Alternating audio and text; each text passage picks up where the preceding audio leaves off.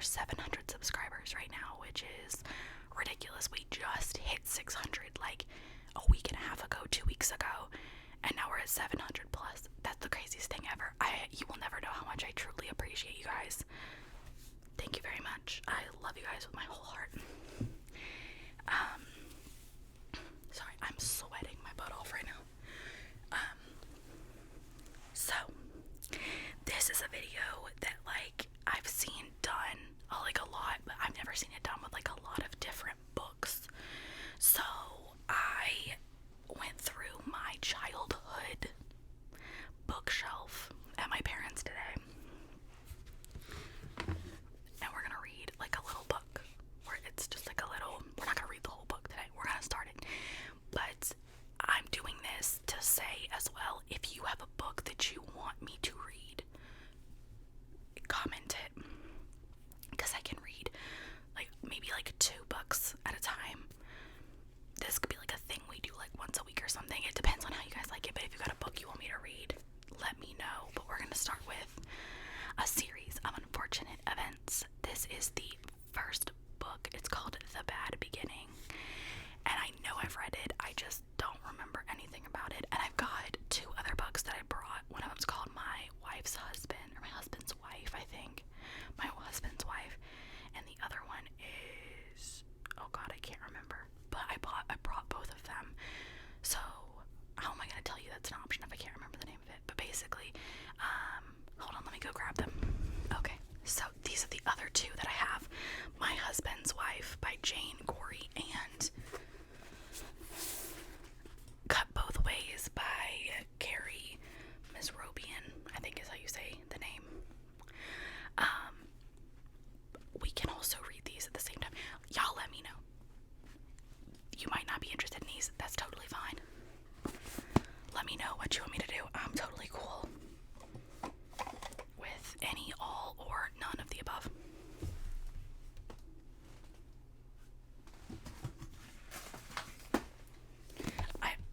We're not reading that one. Never mind. I like books with like weirder topics, so I tried not to pick like my crazier ones. Anyways, we're gonna start with this. This book is so old. It says A Series of Unfortunate Events. The Bad Beginning by Lemony Snicket. I don't know how it's best to film this. I've seen people do it like where like I read like this, like I'm gonna do this first one, and I've seen people do it where you just see the book. Again, let me know which one you prefer. I'm fully able to do either one. That's gonna be annoying in the frame. Hold on. Okay. Alright.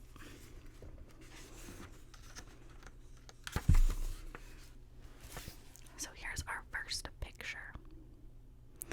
So it says, I'll read the back first. It says, Dear reader, I'm sorry to say that the book you are holding in your hands is extremely unpleasant. It tells an unhappy tale about 3 very unlucky children. Even though they are charming and clever,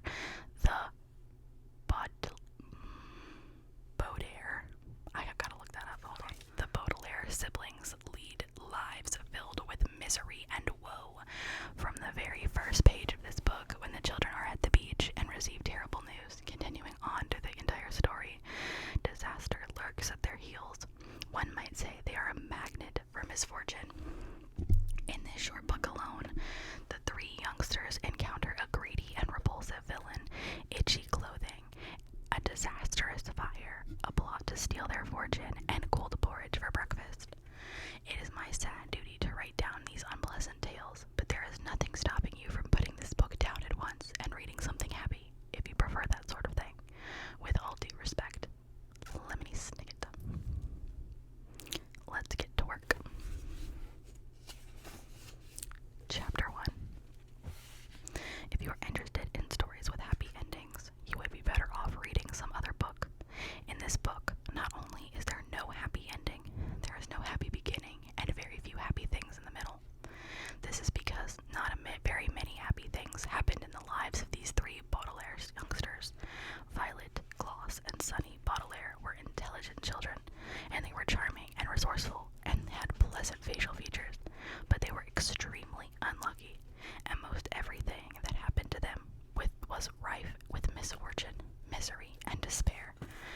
I'm sorry to tell you this, but that is how the story goes. Their misfortune began one day at the Brittany Beach. The three Baudelaire children lived with their parents in an enormous mansion at the heart of the dirty and busy city, and occasionally their parents gave them permission to take a rickety trolley. The word rickety, you probably know, here means unsteady or likely to collapse, alone to the seashore, where they would spend the entire day as sort of a vacation, as long as they were home for dinner. This particular morning, it was gray and cloudy, which didn't bother the Baudelaire youngsters one bit. When it was hot and sunny, Brittany Beach was crowded with tourists. It was impossible to find a good place to lay one's blanket. On gray and cloudy days, the Baudelaires had a beach to themselves, to do what they liked. Violet Baudelaire, the eldest, liked to skip rocks. Like most 14-year-olds, she was right-handed. So the rocks skipped farther across the murky water when Violet used her right hand than when she used her left. As she skipped rocks, she was looking at the horizon and thinking about an invention that she wanted to build. Anyone who knew Violet well could tell she was thinking hard because her long hair was tied up in a ribbon to keep out of her eyes. Violet had a real knack for inventing and building strange devices, so her brain was often filled with images of pulleys, levers, and gears, and she never wanted to be distracted by something as trivial as her hair. This morning she was thinking about how to construct a device that would retrieve a rock after you had skipped it into the ocean. Klaus Baudelaire, the middle child and the only boy, liked to examine creatures in the tide pools. Klaus was a little older than 12 and wore glasses, which made him look intelligent. He was intelligent. The Baudelaire parents had an enormous library in their mansion, a room filled with thousands of books on nearly every subject. Being only 12, Klaus, of course, had not read all of the books in the Baudelaire library, but he had read a great many of them and retained a lot of information from his readings. I'm going to show you, I don't know if you can actually see this, but there you go. There's a crease right here from where I read this as a kid and dog-eared the page. If any of you guys are book lovers, that's going to drive you nuts. I'll hide it. You won't be able to, you barely could see it on camera anyways. I just noticed that and thought I'd get a good laugh out of it. Anyways, he knew how to tell an alligator from a crocodile. He knew who killed Julius Caesar, and he knew much about tiny, slimy animals found at Brittany Beach, which he was now examining. Sunny Baudelaire, the youngest Baudelaire, liked to bite things. She was an infant and very small for her age, scarcely larger than a boot. What she lacked in size, however, she made up for with the size and sharpness of her 4 teeth. Sunny was at the age where one mostly speaks in a series of unintelligible shrieks, except when she used the actual few words in her vocabulary, like bottle, mommy, and bite. Most people had a hard time understanding what it was that Sunny was saying. For instance, this morning she was saying "gag" over and over again, which probably meant look at that mysterious figure emerging from the fog. Sure enough, in the distance, along the misty shore of Brittany Beach, there could be seen a tall figure standing towards the Baudelaire children, striding towards the Baudelaire children. Apparently, I cannot read. It's gonna be a painful series for me then. Sunny had already been staring and shrieking at the figure for some time when Klaus looked up from the spiny crab he was examining and saw it too. He reached over and touches Violet's arm, bringing her out of her inventing thoughts. "Look at that," Klaus says, and pointed towards the figure. It was drawing closer, and the children could see a few details. It was about the size of an adult, except his head was tall and rather square.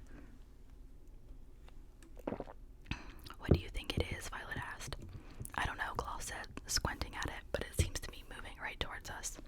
"We're alone on the beach," Violet says, a little nervously. "There's nobody else it could be moving towards." She felt the slender, smooth stone in her left hand, which she had been about to try to skip as far as she could. She had a sudden thought to throw it at the figure because it seemed so frightening.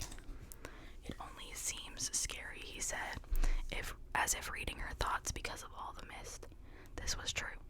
As the figure reached them, the children saw with relief that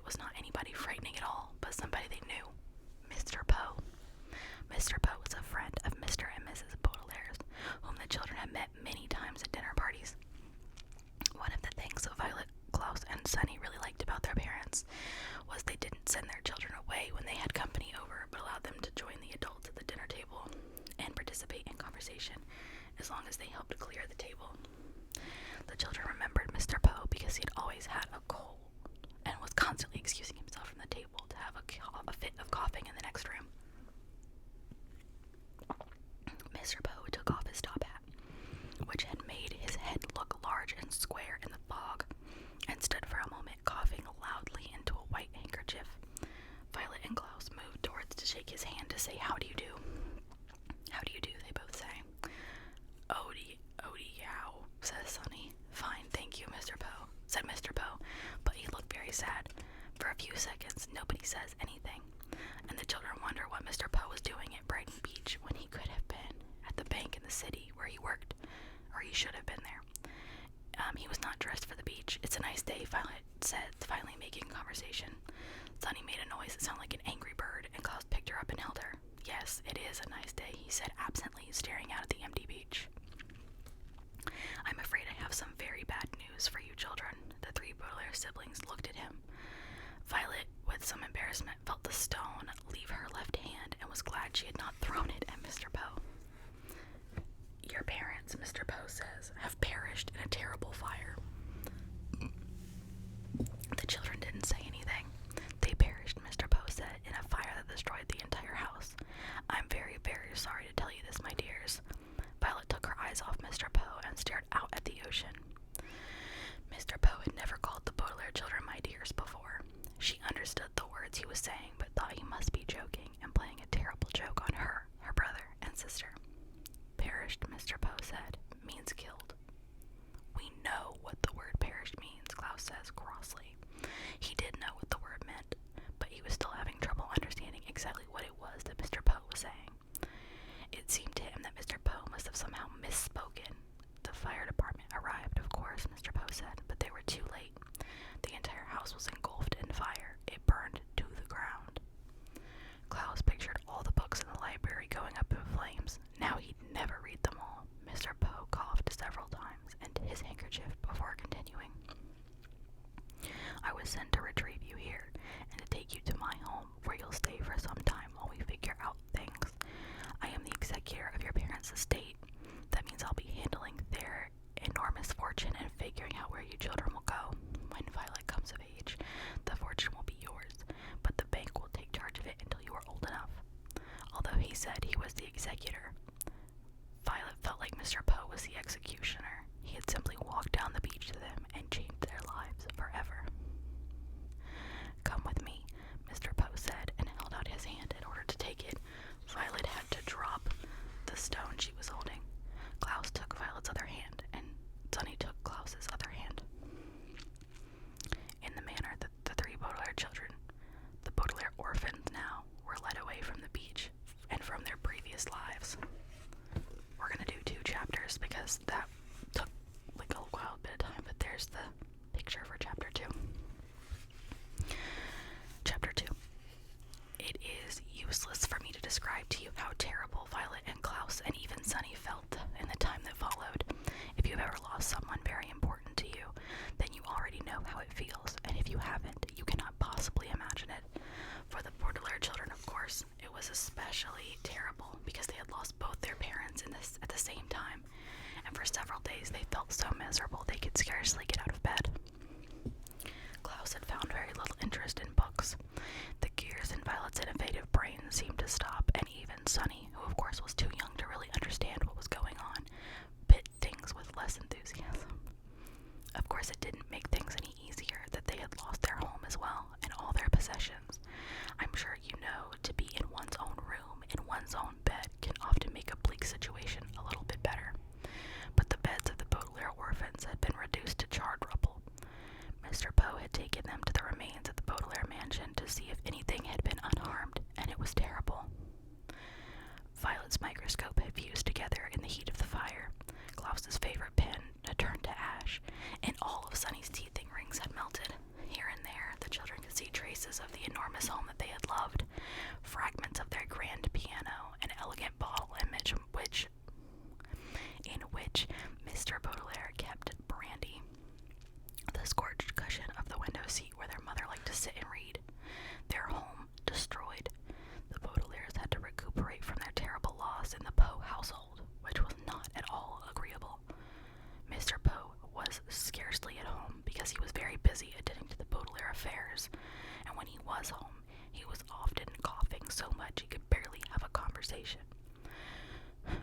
Mrs. Poe purchased clothing for the orphans that was of grotesque colors and it itched, and the two Poe children, Edgar and Albert, were so loud and obnoxious boys with whom the Baudelaires had to share a tiny room that smelled some sort of ghastly flower. But even given the surroundings, the children had mixed feelings when over a dull dinner of boiled chicken, boiled potatoes, and blanched, the word blanch here meaning boiled, string beans. Mr. Poe announced they were to leave his household the next morning.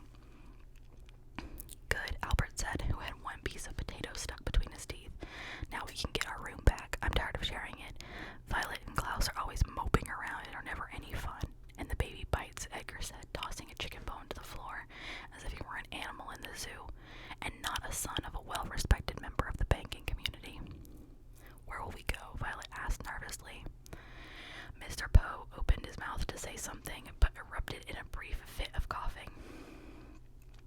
I have made arrangements, he says finally, for you to be raised by a distant relative of yours who lives on the other side of town. His name is Count Olaf. Violet, Klaus, and Sunny looked at each other, unsure of what to think. On one hand, they didn't want to live with the Poes any longer, but on the other hand, they had never heard of Count Olaf and didn't know what he would be like.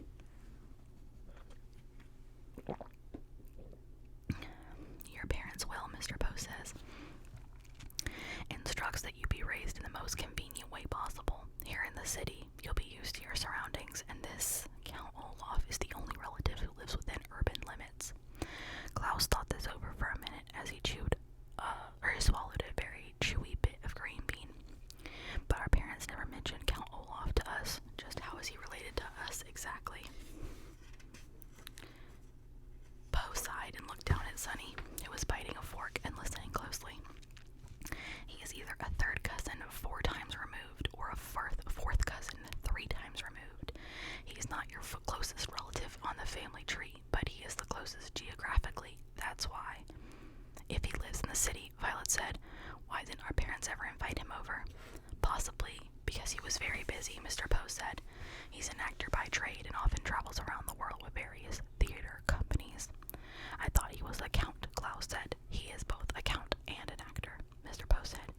Now I don't mean to cut short our dinner, but you children have to pack up your things, and I have to return to the bank to do some more work. Like your new legal guardian, I am very busy myself. The 3 Baudelaire children had many more questions for Mr. Poe, but he had already stood up from the table, and with a slight wave of his hand, departed from the room. They heard him coughing into his handkerchief, and the front door creaked shut as he left the home. Well, Mrs. Poe said, you 3 had better start packing. Edgar and Albert, please help me clear the table. The Baudelaire orphans went to their bedroom and glumly packed for their very few belongings. Klaus looked distastefully at each ugly shirt Mrs. Poe had bought for them as he folded them and put them into a small suitcase. Violet looked around to the cramped and smelly room which they had been living. Sunny crawled around solemnly biting each of Edgar and Albert's shoes, leaving small teeth marks in each one so she would not be forgotten. From time to time, the Baudelaire children looked at one another, but with their futures such a mystery, they could think of nothing to say. At bedtime, they tossed and turned all night, scarcely getting any sleep between the loud snoring of Edgar and Albert and their own worried thoughts. Finally, Mr. Poe knocked on the door and snuck his head into the bedroom. Rise and shine, Baudelaires, he said. It's time for you to go to Count Olaf's. Violet looked around at the crowded bedroom, and even though she didn't like it, she felt very nervous about leaving. Do we have to go right this minute? She asked. Poe opened his mouth to speak, but had to cough a few times before he began. Yes, you do. I'm dropping you off on my way to the bank, so we need to leave as soon as possible. Please get out of the bed and get dressed, he said briskly. The word briskly here means quickly, so as to get the Baudelaire children to leave the house. The Baudelaire children left the house. Mr. Poe's automobile rumbled along the cobblestone streets of the city towards the neighborhood where Count Olaf lived. They passed horse-drawn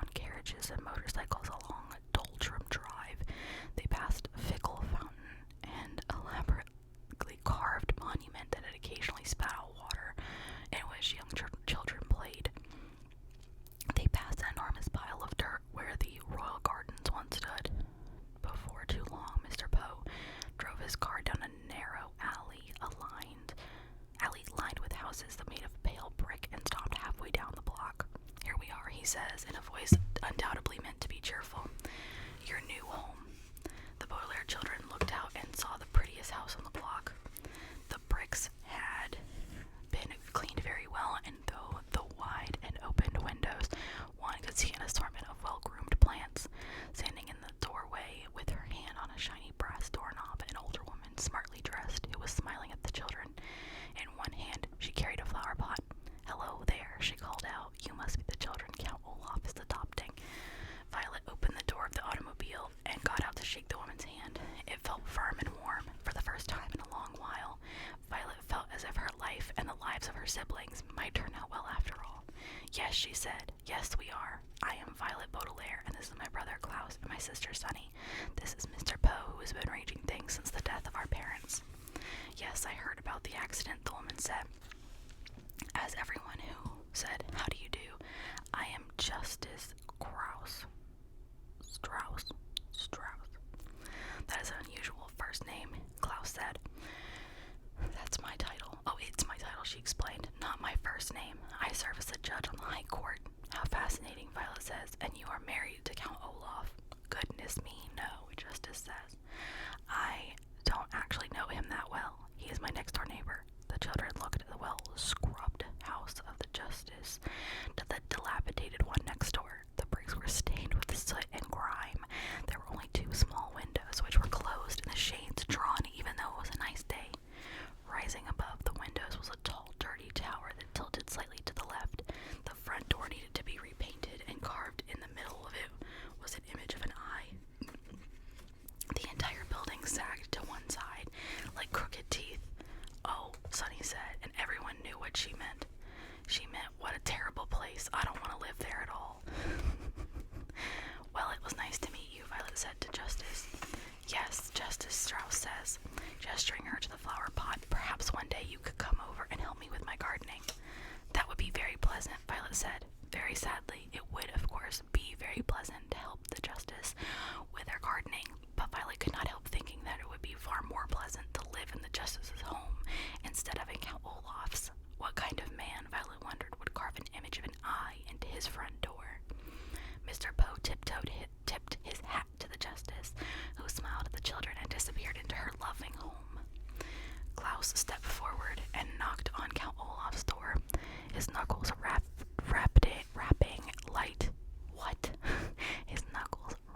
right in the middle of the carved eye. There was a pause, and then the door creaked open, and the children saw Count Olaf for the first time. "Hello, hello, hello," Count Olaf said in a wheezy whisper. He was a very tall, very thin man, dressed in a gray suit that had many dark stains on it. His face was unshaven, and rather than 2 eyebrows, like most human beings have, he had just one long one. His eyes were very, very shiny, which made him look both hungry and angry. "Hello, my children. Please step into your new home and wipe your feet outside so no mud gets indoors." They stepped into the house, Mr. Poe behind them. The Baudelaire orphans realized what a ridiculous thing Count Olaf had just said. The room in which they had found themselves was the dirtiest they had ever seen, and a little bit of mud from the outdoors wouldn't have made a bit of difference. Even by the dim light of one of the bare light bulb that hung from the ceiling, the 3 children could see that everything in this room was filthy, from the stuffed head lion, which was nailed to the wall, to the bowl of apple cores which just sat on the small wooden table. Klaus willed himself to not cry as he looked around. "This room looked like it needed a little work," Mr. Poe said, peering around the room in gloom. "I realize that my humble home isn't as fancy as the Baudelaire mansion," Count Olaf said, "but perhaps with a bit of your money we could fix it up a little nicer." Mr. Poe's eyes widened in surprise, and his coughs echoed in the dark room before he spoke. "The Baudelaire fortune," he said sternly, "will not be used for such matters. In fact, it will not be used at all until Violet is of age." Count Olaf turned to Mr. Poe with a slight glint in his eye like an angry dog. For a moment, Violet thought he was going to strike Mr. Poe across the face, but then he swallowed, and the children could see his Adam's apple bob in his skinny throat, and shrugged his patchy shoulders. "All right then," he said. "It's the same to me. Thank you very much, Mr. Poe, for bringing them here. Children, I will now show you to your room. Goodbye, Violet, Klaus, and Sunny, Mr. Poe said, stepping back through the front door. I hope you will be very happy here. I will continue to see you occasionally, and you always can contact me at the bank if you have any questions. But we don't even know where the bank is, Klaus says. I have a map of the city, Count Olaf said. Goodbye, Mr. Poe. He leaned forward to shut the door, and the Baudelaire orphans were too overcome with despair to get a last glimpse of Mr. Poe. They now wished they could stay at the Poe household, even though it smelled. Rather than looking at the door, then the orphans looked down, and they saw although Count Olaf was wearing shoes, he wasn't wearing any socks. They could see the space of pale skin between his tattered trouser cuff and his black shoe. That Count Olaf had an image of an eye tattooed on his ankle, matching the eye of the front door. They often wondered how many other eyes were in Count Olaf's house, and whether for the rest of their lives they would always feel as though Count Olaf were watching them, even when he wasn't nearby. We're gonna pause here, because I don't want this video to be too unbearably long, but that was fun. Again, I'm gonna say, if you guys are still here or awake at this point, let me know. I'll try and do like 2 chapters a video. I don't want these videos to be too terribly long, but let me know like if you want me to read different books, other books, if you want me to do like a view of the book, or how you want me to do this. This was just kind of like a test run of how